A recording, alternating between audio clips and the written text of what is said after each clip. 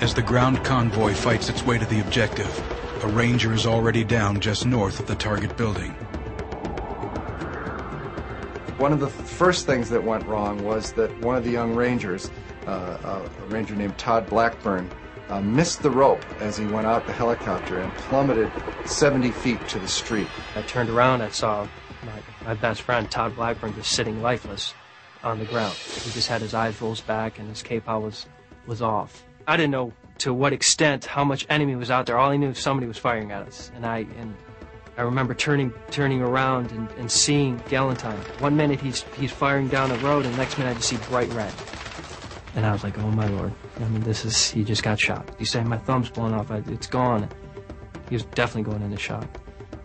And it just went on from there. They stayed back, they got high, worked their windows, their doorways, everything they had to put rounds onto us.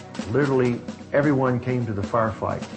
That included women and children, all armed, huge numbers of weapons, lots of ammunition, and it was a huge volume of fire. A bigger firefight than I saw in my 4 tours in Vietnam. Boom, I mean, left and right, within 30 minutes, it was half of Sergeant Eversman's squad was, dropping like flies. And at that point, the fear kicked in. Okay, we're sitting here, what do we do now? And that's when the convoy came. With the prisoners in the custody of Delta, the ground convoy arrives and begins driving back the Somalis with their .50 caliber turret guns. We were able to engage those targets from a much farther distance than the Rangers on the ground. It's like a God sent to heaven. And that was the feeling of hearing a .50 cal just going off, knowing that whoever's in there is not going to get us. And they began trying to make arrangements by calling off on the radio to have Todd Blackburn immediately evacuated, because their medical assessment was that he wasn't going to survive unless they got him back to a doctor real fast. Jeff Struker is ordered to immediately evacuate Todd Blackburn to the base. We loaded Todd Blackburn in the middle Humvee, in the cargo Humvee, with absolutely no protection around him. I led this 3-vehicle convoy out of the target building. As soon as I made that turn on the main road, we got hit from every direction. PFC Paulson was swinging his .50 cal in every direction, just trying to shoot back in 50 directions at once. So I shouted to Paulson and to Pilla, Paulson, turn your gun to the left. Pilla, you take everything to the right. The next intersection that we hit, there was a man, a Somalian, with an AK-47 within 8 feet of our vehicle. He pointed it at Paulson's back. He was going to shoot Paulson. Dominic Pilla saw him point that weapon at Paulson. That guy saw Dominic Pilla with his machine gun pointed at him. And they looked at each other eye to eye, and then they both fired. And both people dropped dead. Pilla was shot in the head. He fell over into the lap of Specialist Moynihan. At that same moment, my platoon sergeant called me on the radio. And he said, hey, Sergeant Struker, what's going on? Where are you? And I said, I've got one guy who's hit, and he's down. And at this time on the radio, there's 100 other people talking, having 100 different conversations at the same time. All of it's going on in the background. So he called me again and he said, who is it and what's his status? And I didn't want to say it because I knew the effect that it was going to have.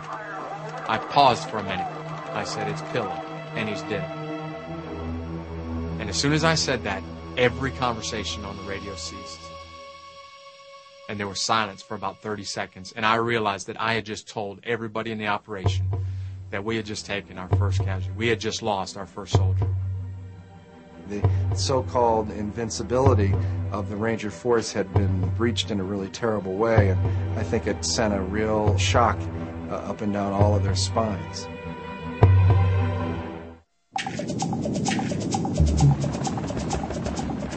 Sunday, 3:45 p.m. Task Force Rangers' assault to capture lieutenants of Somali warlord Mohammed Farah Aidid is met with much greater resistance than ever imagined. We all fought against the Americans. Women, children, our militia, everyone. You know, the Habergator clan turned out to have a much bigger militia than what we thought, what we'd been told up until that time. The Americans also underestimated the level of experience the Somalis had as fighters. They may have seen them as primitives, but in fact, the average Somali gunman had a lot more experience with combat than any of the Rangers or even the Delta Force operators. This is a country that had been at civil war for 5 to 6 years, so, the American soldiers were rookies. Whether with weapons or with your bare hands, a fight is a fight, and we belong to this fight. This was our territory. Aidid's biggest weapon was to tell his people, just kill one American and they will go away. Yeah, it was a belief by every Somali that the Americans were afraid to die. So they were willing to die, and if necessary, in large numbers, in order to kill an American. After 6 previous raids by Task Force Ranger, Aidid had come up with a strategy to counter the superior force. The helicopters tended to fly, a few of them in an orbit around the area where they were working and provide air cover. And the belief was that if they could shoot down one of those helicopters, they could force the Americans to stay put. They would basically trap them in one spot because they knew they wouldn't abandon the crew of the downed helicopters. We went on top of the buildings to get a good shot at the helicopters. We used RPGs. RPGs are basically hand grenades. They're just like hand grenades, but they're mounted on a little rocket with fins, and they're projected from an elongated tube. And rocket-propelled grenades are cheap, so there were a lot of them in Mogadishu, and so they were able to shoot literally hundreds of these rocket-propelled grenades into the air, and it was probably inevitable that at some point one of the Black Hawks circling overhead was going to collide with one of these grenades. It was very simple. The helicopters were so close, you could even hit them with the AK-47s. Despite the ferocity of the firefight, the early stages of the raid go as planned. 30 minutes into the raid, the prisoners had all been rounded up and flex cuffed with plastic handcuffs, and were being loaded on vehicles out in front of the target house. Dom Pilla was already dead. He was on the convoy of 3 Humvees that was evacuating Todd Blackburn. Rangers were all getting instructions that were all expecting to be loading on the convoy and driving out of the city at any moment.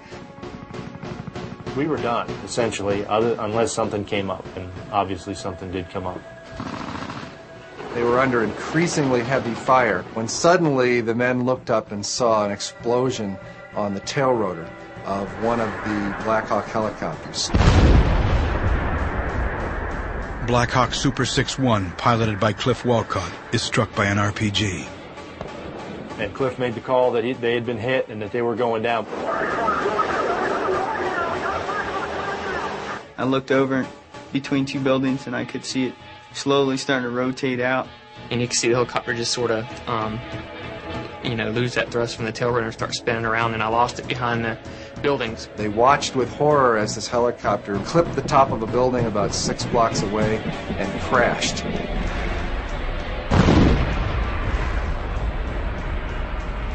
General Garrison said it very succinctly. We just lost the initiative, and that's exactly what it is. You go in with speed and surprise, and you go out the same way, you win. But getting a helicopter shot down, we simply lost the initiative. That changed the mission, of course, from an assault to a rescue operation. We had already seen what the Somalis did to dead Americans or dead Pakistanis, and no one was going to stand by and let our mates be drugged through the streets if we could have anything to do about it. So people began reversing direction and converging on that crashed helicopter. The commanders back at the jock had a camera move right over top of where that Black Hawk had crashed. So it was obvious, number one, they had wounded living American soldiers on the ground, vastly outnumbered, and if they didn't get help to them right away, they were going to be slaughtered.